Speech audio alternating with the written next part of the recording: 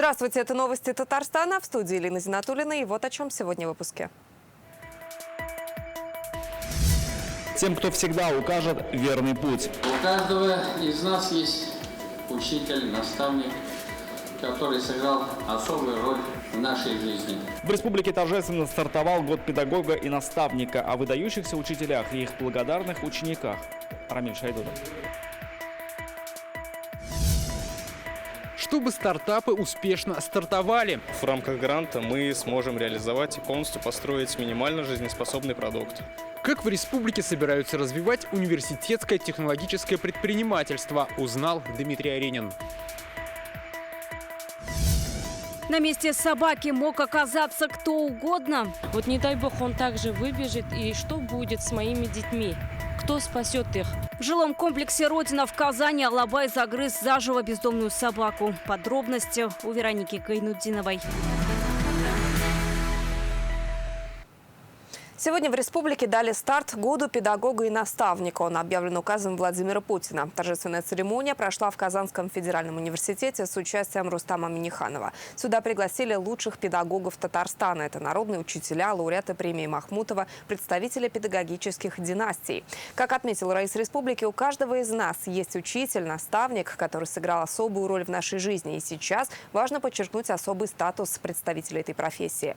Рамиль Шайдулин от тех, кто дает нам путевку в жизнь. Они записывают подкаст-программу, которую слушают подростки. Участники студии «Дулкан» выросли на татарских радиопередачах, а теперь учат слушателей. Проект «Шоу» об актуальных темах на татарском языке презентует Раису республики. Гульнас Исмагилова уже 10 лет занимается редким видом искусства – каллиграфией тасхиб. Для этого пришлось освоить и живопись, и арабский язык.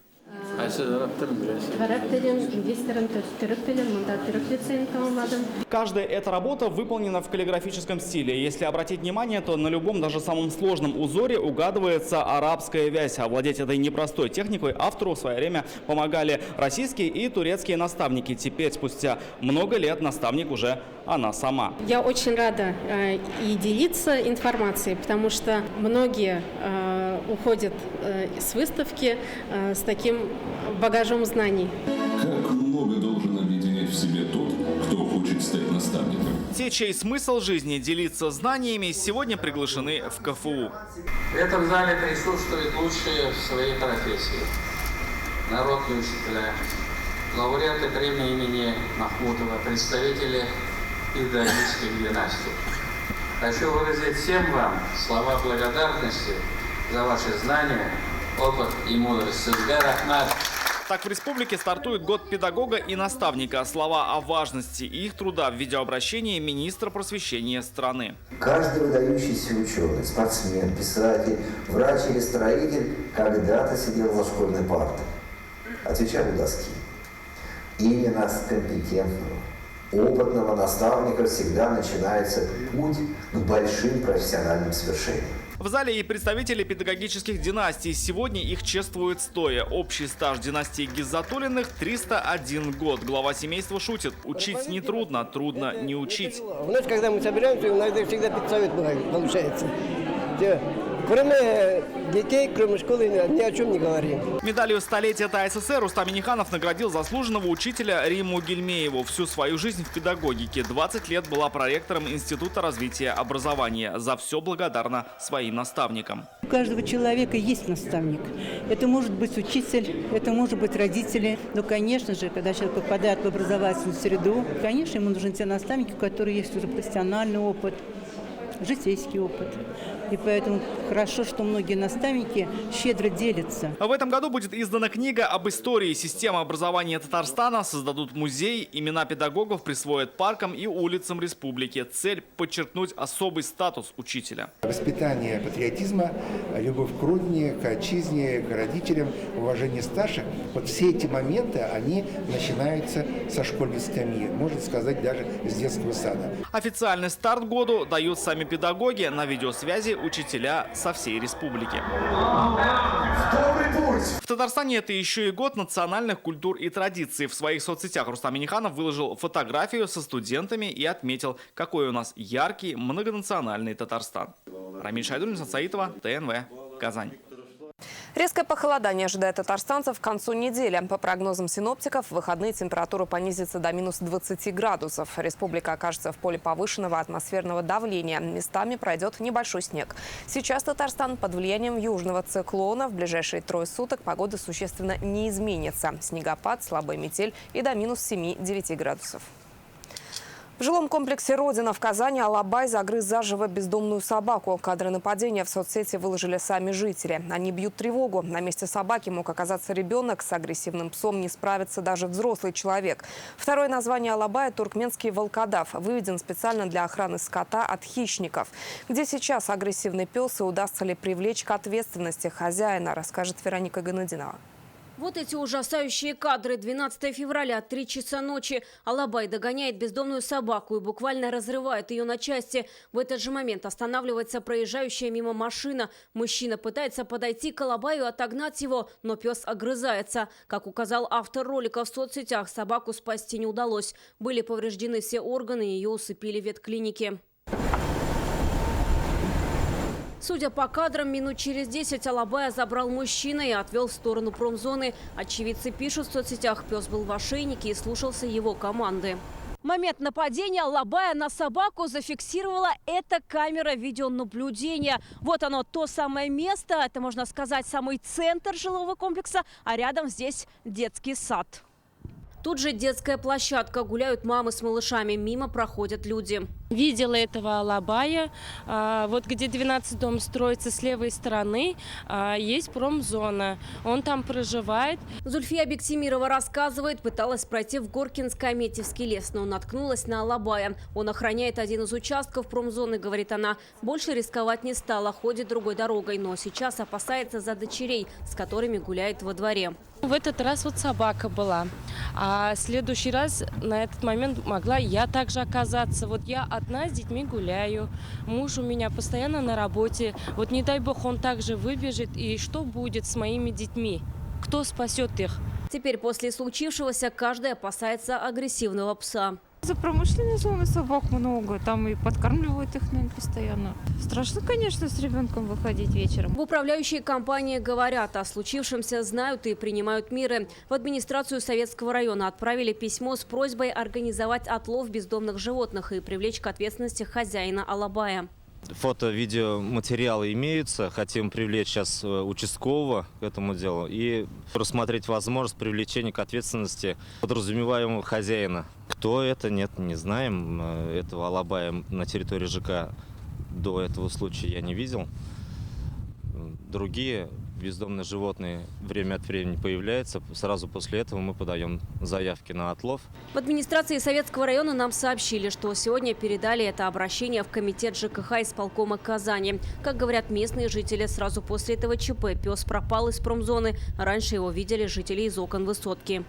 С близлежащих домов сказали, видели, что из промзоны этого пса увезли уже после случившегося. Сейчас жители надеются, что хозяина пса найдут и привлекут к ответственности. Похожий случай произошел в усадах Лаишевского района в апреле 2020 года. Тогда овчарка пыталась защитить свою маленькую хозяйку от 2 алабаев. Преданный друг девочки не выжил. Его разорвали разъяренные псы. Вероника Гайнутдинова, Роман Фенин, ТНВ, Казань. Сегодня менделеевцы встретились со своим земляком Эдуардом Шарафеевым. Депутат Госсовета недавно вернулся из зоны СВО, где с ноября проходил службу по контракту. В местном ДК собрались активисты ветеранского движения, школьники, родные и близкие мобилизованных.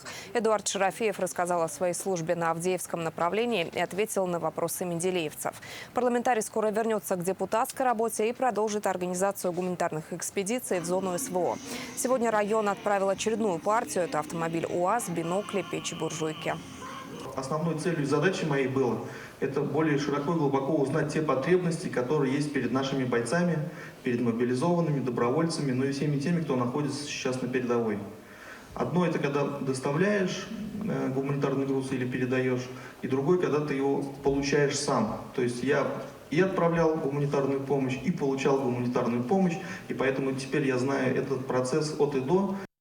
Сегодня Рустам Минниханов возложил цветы к мемориалу энергетикам «Посвящается» у здания Казанского энергоуниверситета. Монумент был открыт 3 года назад в память об энергетиках, внесших весомый вклад в развитие отрасли страны. В Татарстане планируют создать такую среду, где студенческие стартапы могут вырастать в работающие бизнес-проекты. Об этом сегодня заявили на заседании Ассоциации содействия цифровому развитию. Во встрече, которая прошла в Казанском энергоуниверситете, принял участие Рустам Минниханов. Как заявил раис Татарстана, отечественная экономика остро нуждается в собственных разработках, которые будут востребованы прямо сегодня. Предполагается, что вот эти дома, они могут отходить, в принципе, на некое расстояние на моторе, да?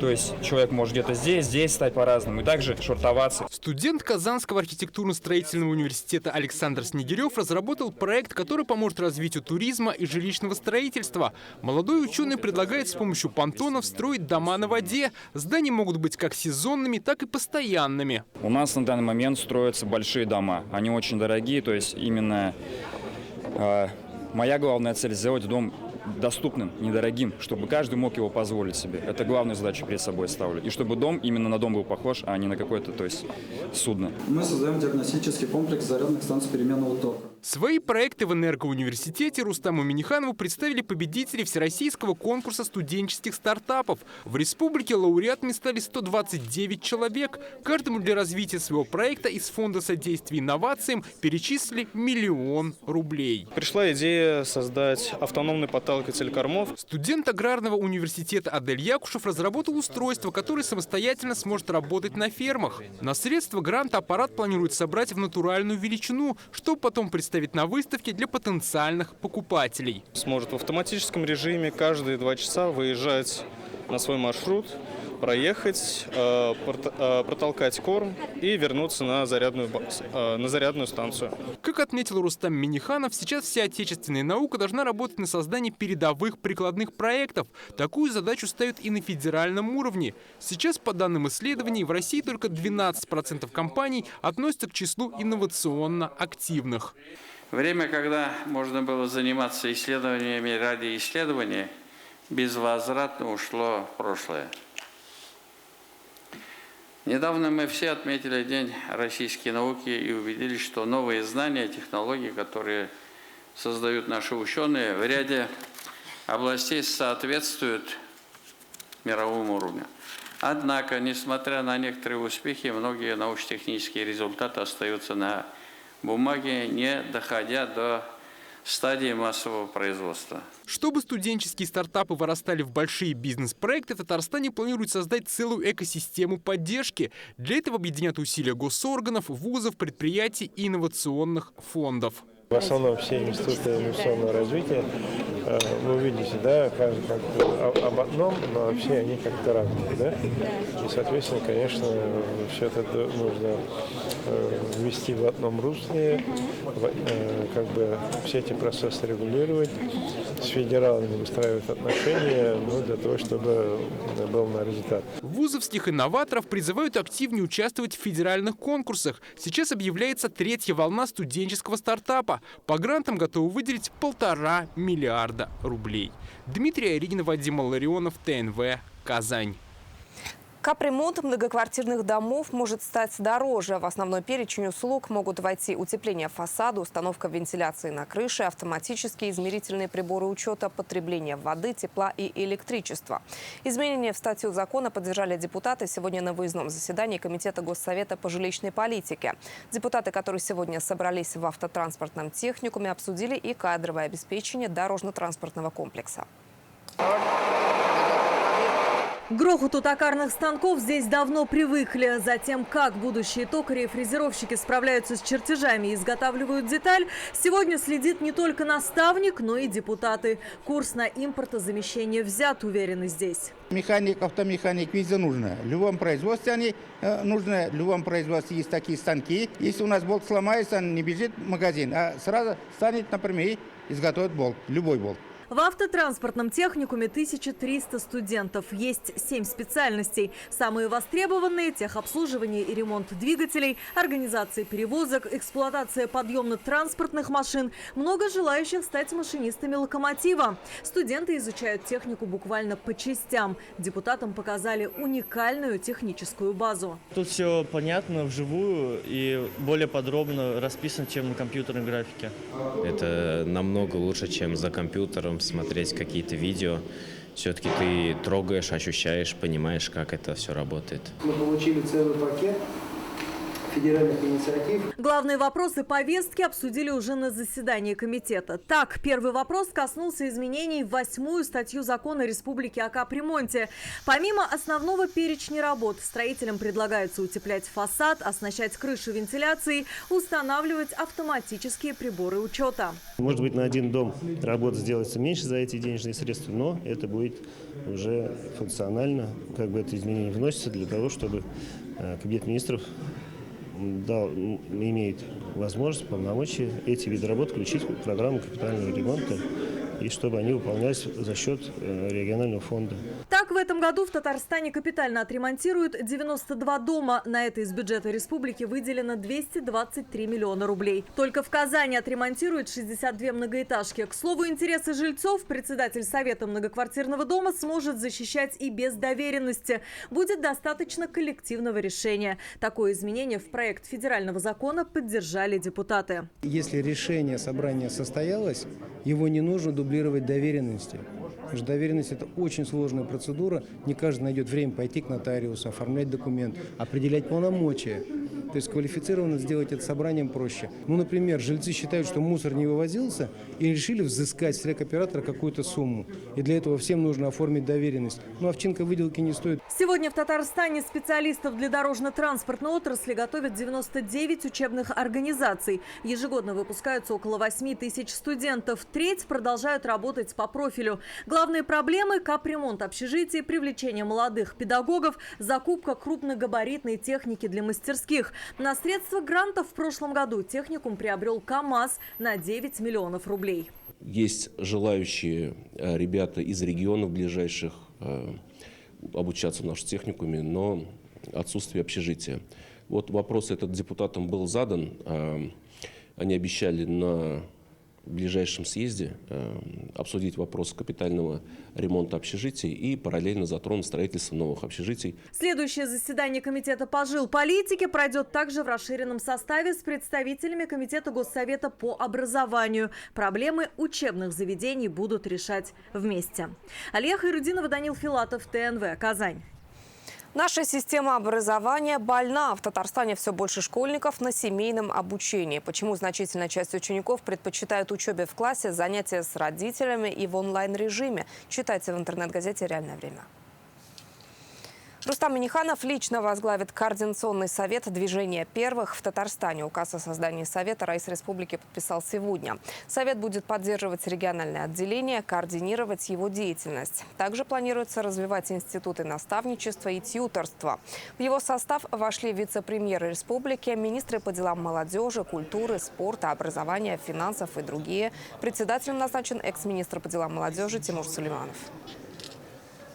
Развитие энергосистемы республики и дальнейшее сотрудничество Рустам Минниханов сегодня обсудил на встрече с Федором Апачем, председателем правления компании «Системный оператор единой энергетической системы». По словам Раиса Татарстана, в республике функционируют крупнейшие в Поволжье энергомощности. Развитие собственной энергетики – приоритет. Одни из основных потребителей – промышленные гиганты региона, которые в прошлом году показали уверенный рост. Как отметили на встрече, энергосистема Татарстана по итогам 2022 стала 5-й в стране по абсолютному приросту потребления. Очень важно обсудить вопросы, где мы находимся, как обеспечить надежность. Ну и в целом, я считаю, что у нас с коллегами хороший контакт. Вы абсолютно правы. Татарстан – промышленный регион.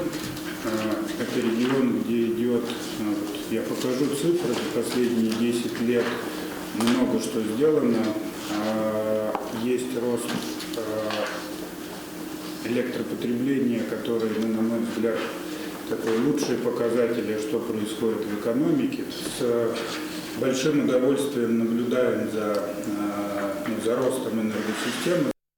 В мае в Казани пройдет экономический форум «Россия. Исламский мир. Казан-форум». Сегодня проанонсировали программу саммита. Первый и самый большой блок – международное сотрудничество. Всего запланировано проведение 127 сессий. Это халяль-индустрия, исламские финансы, туризм.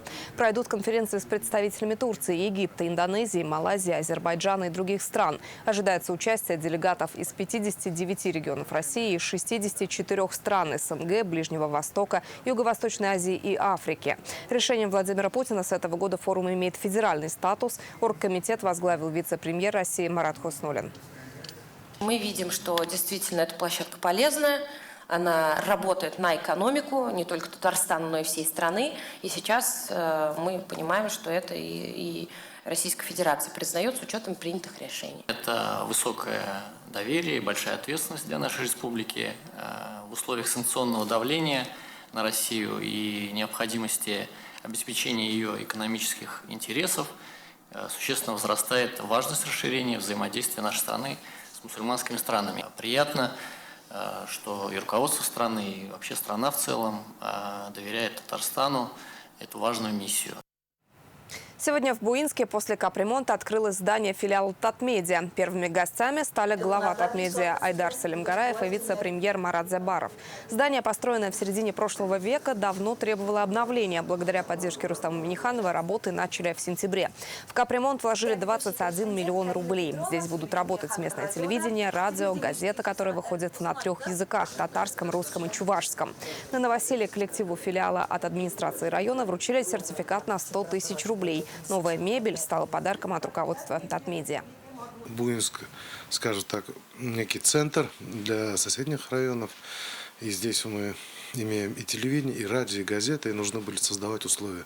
Если вот в первую очередь мы в 2019 году вот по телевидению проработали вопрос, потом вот сейчас по радио большая работа идет, ну и необходимо было создать рабочие условия для самого журналистского коллектива. Сегодня же в Буинске прошло заседание райсовета, где подвели итоги развития района за прошедший год и определили задачи на 2023. Район в пятерке лучших среди аграрных в республике. Основной вклад в экономику вносят отрасль АПК и промышленность. Объем валового продукта составил более 18 миллиардов рублей. Активно реализуются федеральные и республиканские программы строительства и капремонта жилья и соцобъектов. Точкой роста экономики района становится промпарк Буинск. Предстоит решить целый ряд вопросов. Построить новый детский лагерь, музей Баки-Урманще, капитально отремонтировать сельские ДК, очистить озеро Лагерское и укрепить защитную дамбу реки Карла, обустроить пляж. Необходимы новые формы и подходы к популяризации волейбола среди студентов. Также нужно наладить более тесные контакты с ректорами, студлигами и профессиональными клубами. Об этом сегодня заявил президент Федерации волейбола Республики Фарид Мухаммедшин на заседании президиума. Он высоко оценил выступление команд «Зенит Казани», «Динамо Акбарс», юных татарстанцев в школьной волейбольной лиге, которая постепенно становится федеральным проектом. Сегодня лига объединяет больше 20 тысяч ребят. Члены президиума обсудили проект концепции развития волейбола до 2027 года. Она будет утверждена на отчетной конференции в марте. Еще раз попрошу, посмотрите, если дельные разумные предложения по включению большего количества людей, значит, по упорядочению этой работы, систематизации ее, подготовки тренерских кадров, подготовки судейского сообщества. Посмотреть надо все во всех направлениях. Эта программа должна быть объемная, такая объемлющая. В Елабуге стартовал конкурс рабочих профессий «Алабуга Skills», на который съехались более 300 специалистов промышленных предприятий республики. Участники показывают свои навыки в токарном деле, фрезеровке, сварке, метрологии, лабораторном химическом анализе, ремонте и обслуживании автомобилей. Традиционно в конкурсе принимают участие работники компании «Таиф НК». На площадке по-настоящему жарко. Здесь соревнуются сварщики. Дамир Кубиев из Таиф НК в профессии 11 лет, но в конкурсе участвует впервые. Приехал побеждать, испытывать свои навыки. Соперники сильные, достойные. Я думаю, что конкуренция есть. В конкурсе профессионального мастерства «Алабуга Skills» участвует более 300 специалистов со всей республики. Состязания проходят по 22 компетенциям. Таиф НК представил своих сотрудников по 9 основным направлениям. Для сотрудников предприятия это дает освежить свои навыки, в первую очередь, для себя ознакомиться, так скажем, повторно еще раз с приборами. Для меня главное участие первый раз, потому что... Сотрудники ТАИФ НК активно участвуют и в корпоративных соревнованиях. Для них это возможность повысить свои профессиональные навыки. Год от года республиканские конкурсы насчитывают все больше и большее количество участников. Поэтому, в общем-то, свой опыт – это, конечно, здорово, но опыты других предприятий – это более чем хорошо. Дальше у ребят появляется стимул, то есть всегда надо развиваться, всегда надо стремиться к лучшему. Алабуга Skills проходит в Елабуге 3-й год и 2-й раз в статусе республиканского. Итоги конкурса будут известны 27 февраля. Гульнара Миниханова, Александр Лихачев, ТНВ, Елабуга. На этом наш выпуск завершен. Передаю слово ведущей прогноза погоды Гульнас Гизатуллиной. А я прощаюсь с вами. Всего доброго.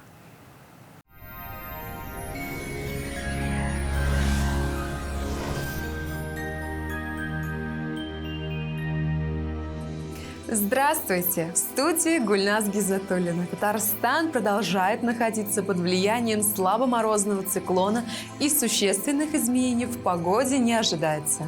По данным сервиса Яндекс.Погода, в среду в Бугульме, Бавлах и Азнакаево облачная погода с небольшими осадками сохранится.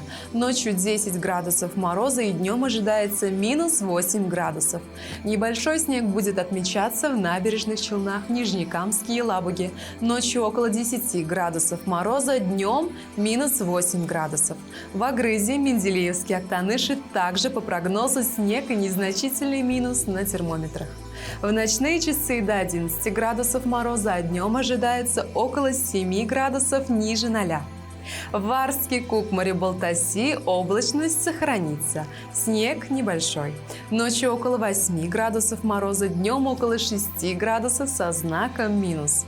В Болгаре, Дрожжином, Буинске небольшие осадки в виде снега. Ночью подморозит до минус 8 градусов, а днем ожидается около 6 градусов мороза. Небольшие осадки пройдут и в Альметьевске, Чистополе, Мамадыше. Ночью минус 10 градусов и днем около 7 градусов со знаком минус. В последующие сутки заметных изменений в синоптической ситуации не ожидается. Банк Аверс оказывает весь спектр банковских услуг для частных лиц и корпоративных клиентов. Для бизнеса банк предлагает услуги по расчетно-кассовому обслуживанию, кредитованию, банковские гарантии и продукты с возможностью эффективно размещать свободные денежные средства.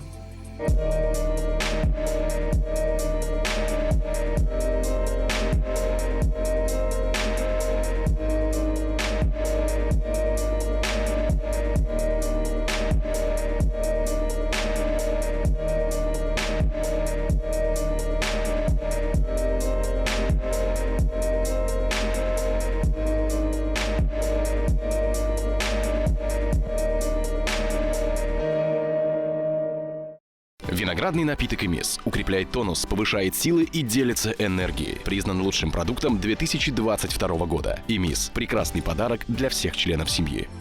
Эмис – вся польза темных сортов винограда в одном напитке. Действует предложение «Удваиваем выгоду» при покупке одной упаковки Эмис таврический и 1 упаковка лимонада в подарок. Наполнить себя внутренней чистотой в месяц Рамадан. В столице нашей республики сохранится облачная погода с небольшим снегом. Ночью ожидается около 9 мороза, а днем около 5 градусов ниже 0. Ветер северо-восточный умеренный до сильного. Атмосферное давление в пределах нормы. Влажность воздуха 89%. Магнитное поле Земли неустойчивое. Антикварная галерея «Ретроспектива» купит старинные татарские украшения и детали от этих украшений, также антикварные предметы. Очень дорого. Адрес галереи «Казань», улица Коротченко, 22, рядом с железнодорожным вокзалом. Телефон 8 9600 41 23 41.